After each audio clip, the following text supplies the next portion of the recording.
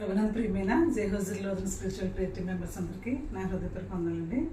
ఇదే నిన్నకే ఏర్పాటు చేయబడిన వాక్య భాగము యోహాను సువార్త 10వ అధ్యాయం 11వ వచనం చదువును.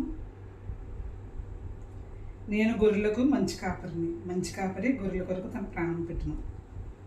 ప్రభునందు ప్రియమైన సహోదరి సహోదరులారా, ఇక్కడ యేసుక్రీస్తు ప్రభువు చెప్తున్నారండి, నేను గొర్రెలకు మంచి కాపరిని. అయితే ఆయన గొర్రెల కొరకు తన ప్రాణాలను పెట్టినట్టుగా మనం చూస్తున్నాం. ఇప్పుడు ఇది ఈస్టరు తర్వాత రెండో ఆదివారం అన్నమాటండి. అయితే నా ప్రియమైన సహోదరులారా, ఇంకా ఇక్కడ 26వ వచనంలో యోహాను సువార్త 10వ అధ్యాయము 27వ వచనంలో ఏమని రాయబడిందంటే, గొర్రెలు నా స్వరం వినును, నేను అవి నన్ను బాగా ఎరుగును అని చెప్పాడు యేసుక్రీస్తు ప్రభువారు. అయితే ఆయన యెరూషలేము పండుగ సందర్భంలో యెరూషలేము ప్రతిష్ఠిత ఆదివారం అప్పుడు ఆయన యేసుక్రీస్తు ప్రభువారు ఆ దేవాలయంలో ప్రవేశించడం జరిగిందండి.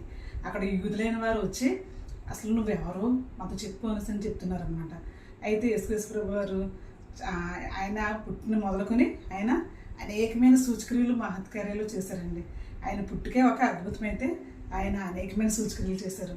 ఆయన స్వస్థపరిచారు, ఏమండి వచ్చి చేయగల వారిని, గుడ్డి వారిని, కుంటి వారిని, ఈవెన్ చనిపోయిన వారిని కూడా ఆయన లేవనెత్తడం మనం చూస్తాం. 5 రొట్టెలు 2 చిన్న చేపలు 5,000 మందికి ఆహారంగా పంచిపెట్టడం యూదులందరూ అందులో గమనించారు. అట్ ద సేమ్ టైం వాళ్ళు అది ఆయన సూచక్రియలు అనుభవించారు కూడా. అయినా కూడా ఏం చెప్తున్నారంటే, అసలు మీరు ఎవరో మాకు స్పష్టంగా చెప్పండి అని అడుగుతున్నారు.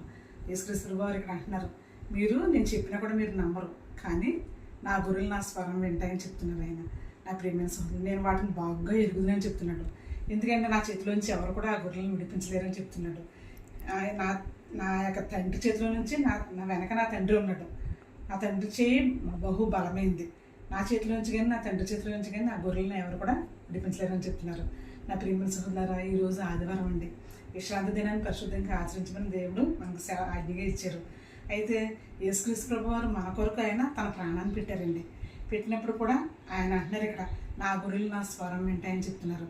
చూడండి, 10 మంది పిల్లల్లో మన బిడ్డ 10 మంది పిల్లల గుంపులో ఉంటే కనుక మనం పేరు పెట్టి పిలిస్తే వెంటనే ఆ 10 మంది మన వైపు చూడరండి. కేవలం ఆ పేరు గల వ్యక్తి మాత్రమే మన వైపు చూసి వెంటనే అమ్మ పిలుస్తుంది, లేకపోతే డాడీ పిలుస్తున్నారని వెంటనే పరిగెట్టుకుని వస్తారు.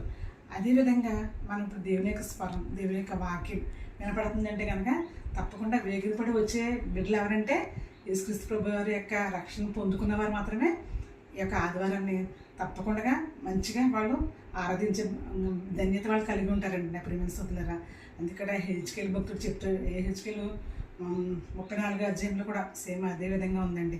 ఆయన చెప్తున్నాడు, హెచ్కేల్ అంటే యేసుక్రీస్తు ప్రభు వారి కంటే ముందుగా 700 సంవత్సరాలకు ముందుగా రాయబడిన గ్రంథం.